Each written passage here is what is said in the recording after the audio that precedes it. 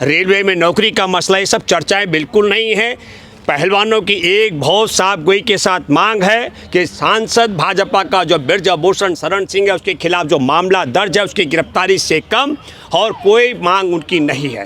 देश के सेना लाचार हो, देश के पत्रकार लाचार हो, देश के भूतपूर्व सैनिक लाचार हो, देश के किसान लाचार हो, देश की यौन शोषण पीड़ित बेटियां लाचार कि ये जो सिग्नल्स का और इंटरलॉकिंग का खराब होना, फेल होने का जो मसला है, इस पर अगर तत्काल ध्यान नहीं दिया गया तो और कोई बड़ी दुर्घटना घट सकती है। फरवरी में आगाह किया गया, अगर नरेंद्र मोदी ने नए संसद भवन की जगह अगर नरेंद्र मोदी का ध्यान वहां होता तो मैं दावे के साथ मैं कह सकता हूं ये घटना नहीं करते।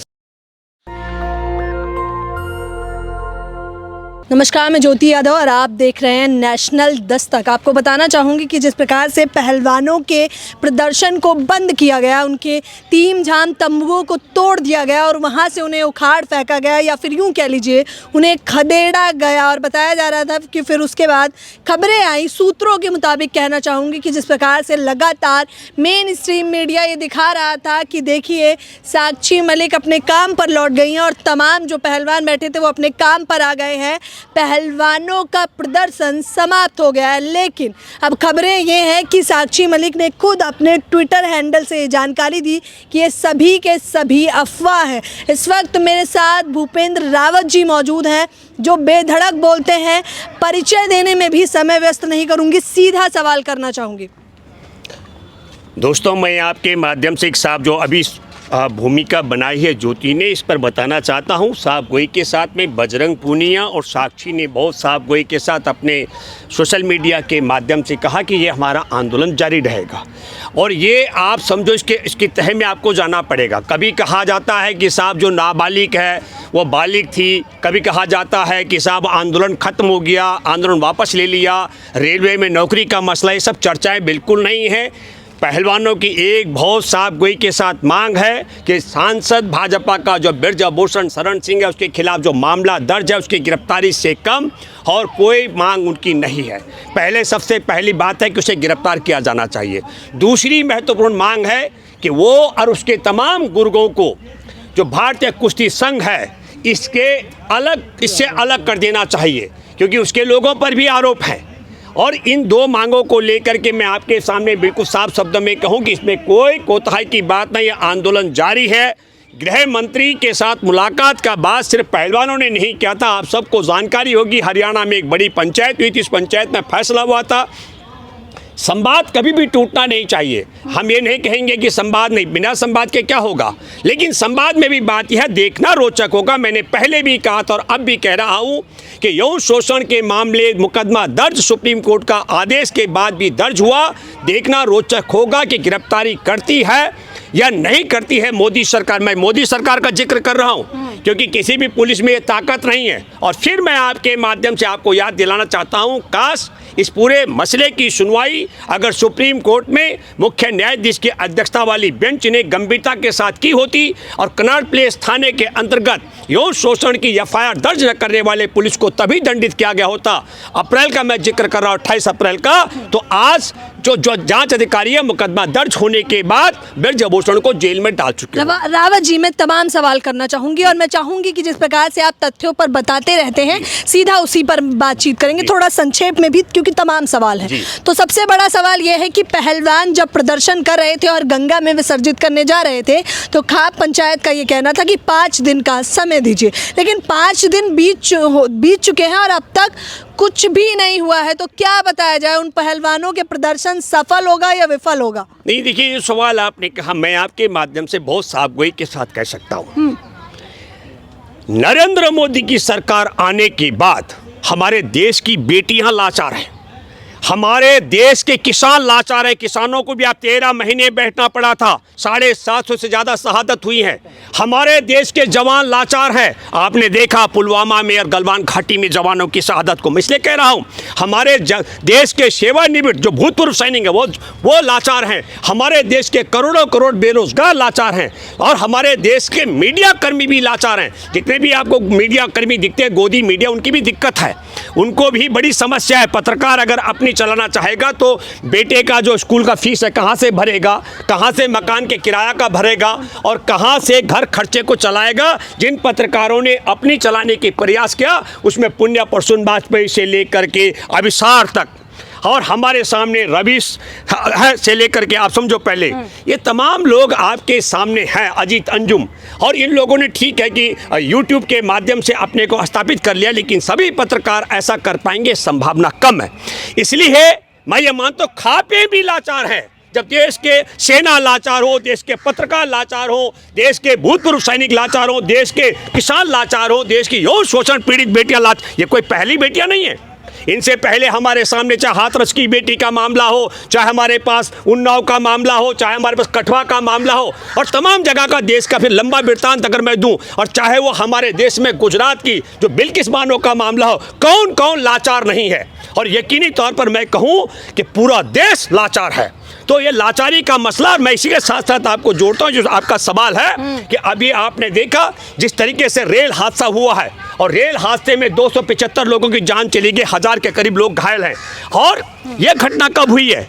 ये घटना हमारे देश के अंदर, हमारे देश में अगर नया संसद भवन नहीं बनता तो मैं दावे के साथ मैं कहता हूं कि देश पर कोई आफत आने वाली नहीं थी, देश में किसी की जान जाने वाली नहीं थी। हमारे देश का प्रधानमंत्री दुनिया के लिए दुनिया भर में भ्रमण करने के लिए 16,000 करोड़ के जहाज अगर नहीं खरीदता तो दुनिया में हमारे देश में किसी की जान नहीं जाने वाली थी। लेकिन 2012 में जो हमारे देश के अंदर एक बहुत स्वदेशी वैज्ञानिकों ने रिसर्च किया और वह कवच का मसला मैं जिक्र कर रहा हूं, जो तब मनमोहन सिंह की सरकार के समय सफल ट्रायल लिया गया था और 10 साल लगे, फिर 2022 में जाकर के अश्विनी वैष्णव ने उसका ट्रायल किया। और आपको बताता हूं 13,215 रेल के इंजन हैं बिजली के जिन पे कवच लगना चाहिए, मात्र 65 पर कवच लगा है। हमारे देश के अंदर 1,40,000 जो सुरक्षा कर्मी हैं, आपको बता दो सीएजी की रिपोर्ट है, सीएजी की रिपोर्ट में कहा गया जो डिरेल होती है उसमें 30 से 100% मामले हैं जिनको चेक करने के लिए हमारे पास लोग नहीं हैं। 3,12,000 भर्तियां खाली पड़ी हैं। अच्छा, ये बड़ा आंकड़ा आपने बताया है तो सबसे बड़ा सवाल तो ये उठता है, उड़ीसा का आपने जिक्र किया है तो मैं पूछना चाहूंगी कि रेल मंत्री तो साफ तौर पर कह रहे हैं कि विपक्ष इन मुद्दों पर जहां दर्द होना चाहिए, दुर्घटना हुई है, सबको अफसोस होना चाहिए, लेकिन राजनीति करने से बाज नहीं आ रहे हैं। हमें बहुत दुख, हम तो बहुत ही दुख है, मैंने कहा हम लाचार हैं। हमारे को दुख है कि हमारे देश के 275 लोगों की हत्या हो गई। हत्या मैं इसलिए कहूँगा कि दक्षिण पश्चिम का जो जोन है मैसूर का, वहाँ के सीओ ने लिखा था, संपर्क क्रांति का जिक्र मैं कर रहा हूँ 8 फरवरी को। संपर्क क्रांति भी सिग्नल की खराबी के कारण और इंटरलॉकिंग के खराब होने के कारण वहाँ बहुत बड़ा हादसा होने वाला था अगर लोको पायलट ने तत्परता से काम न लिया होता। और सीओ ने लिखा 9 तारीख को, पब्लिक डोमेन में है एक पत्र, उसमें लिखा कि ये जो सिग्नल्स का और इंटरलॉकिंग का खराब होना और फेल होने का जो मसला है, इस पर अगर तत्काल ध्यान नहीं दिया गया तो और कोई बड़ी दुर्घटना घट सकती है। फरवरी में आगाह किया गया था। फरवरी से लेकर आज हम बात कर रहे हैं, जो घटना घटी है आप सबके सामने है। तो मैं ये बात कहना चाह रहा हूँ, हमारे देश के अंदर मैं आपको बताता हूँ 26/11/2013 को शिवराज पाटिल गए थे जब आतंकी हमला हुआ था, कपड़े बदलने पर उस व्यक्ति को इस्तीफा देना पड़ा था। शिवराज पाटिल बहुत सज्जन व्यक्ति थे, पढ़े लिखे व्यक्ति थे, शालीन व्यक्ति थे, लेकिन जब वहां पर उन्होंने कपड़े बदली किए थे जब आतंकी वारदात हुई। और हमारे देश के प्रधानमंत्री के कपड़ों पे कोई फर्क नहीं आना चाहिए। जिस जगह हमारे 275 देशवासियों की हत्या, मैं इसलिए कहूँगा, अरे भाई आपके सामने एक ट्रेन आपको 3.5 घंटे लेट थी, क्या संजोग है कि प्रयोग है? मैं फिर एक सवाल मेरे मन में है, हमारे देश के अंदर देश का शंकराचार्य ने ऐलान किया था वो 21 फरवरी को अयोध्या जाने वाले, 13 फरवरी को आपने देखा पुलवामा हो जाता है। योजनाबद्ध तरीके से पुलवामा कराया गया, उस पर सत्यपाल मलिक ने सवाल उठाया। मैं हैरान हूँ, मुझे भी लग रहा है 4 तारीख को और 5 तारीख को इसकी रैली होने वाली थी, कहाँ, वहाँ पर अमेरिका में राहुल गांधी की। तो क्या ये संयोग है कि प्रयोग है? वहाँ पर 2-3 बड़ी घटनाएं घटी। एक, जब ये दुर्घटना घटी तो ये प्रचार करने लग गया कुछ अखबार, कुछ मीडिया कर्मी कि देखो संघ के लोग कैसे वहां पर तत्परता से कर रहे हैं। और दूसरा, वहां पर जो इस्कॉन का मंदिर है उसे मस्जिद दिखा करके कि शुक्रवार का दिन है और मुसलमानों की मस्जिद है, इसीलिए यहां दुर्घटना घटी है। ये सब क्रोनोलॉजी का हिस्सा। और तीसरा महत्वपूर्ण बात, आप देखिए, अरे भाई जब कोई शहादत होती है, हम राजनीति कर रहे हैं, राजनीति वो कर रहे हैं जिस नालायक ने वहां भारत माता की जय और वंदे मातरम का नारा लगाया, जहां पर 275 लोगों की लाशों को आपने देखा होगा, जैसे आप ईंट रोड़ी बदरपुर नहीं मलबा फेंकते हैं गाड़ियों में, इस दशा में फेंका गया उन गाड़ी में। सम्मानित तरीके से भी रखने की व्यवस्था नहीं, कफन आपके पास नहीं था उनको ओढ़ने के लिए, उनको ले जाने के लिए, और वहाँ भारत माता की जय सब करते हैं। वो सब लोगों ने देखा कौन राजनीति कर रहा है कौन नहीं कर रहा है, लेकिन हम सब लोग ये जानते हैं। अब अश्विनी वैष्णव भी कह रहे कि नहीं नहीं रेल कवच का मामला नहीं है, 2022 का वीडियो उठा करके देखिए। और फिर मैं कहना चाह रहा हूं वैज्ञानिक परीक्षण है, अगर दो रेल एक ही पटरी पर आमने सामने चलाई जाए वो 200-250-300 मीटर की दूरी पर रुक जाती है अगर कवच लगा हुआ। अगर कवच लगा हुआ होता तो मालगाड़ी पर नहीं टकराती वो रेल, और मालगाड़ी पर एक रेल नहीं टकराती और दूसरी रेल उसकी बोगियों से नहीं टकराती। अगर कवच लगा होता तो स्वाभाविक तौर पर आप उसको ना तो गलत ट्रैक पर चला सकते हैं, जैसे कहते हैं लूप लाइन पे भी नहीं चला सकते। अब आपके सिग्नल फेल हो रहे हैं, आपका सारा तंत्र फेल हो रहा है, आपका इंटरलॉकिंग फेल हो रहा है, आपके पास पटरियों की देखरेख के लिए सुरक्षाकर्मी नहीं है, आपके पास 3,12,000 लोगों की कमी है, और आप विश्व गुरु बन रहे हैं। आपने रेलों के फेरे कम कर दिए, रेलों की परिचालन की संख्या कम कर दी, और आप बस कुछ निकाल रहे हैं, 8-8 बोगी की रेल उसको झंडी दिखा रहे हैं। होना यह चाहिए था जब झंडी दिखाने का काम हमारे देश के प्रधानमंत्री ने किया।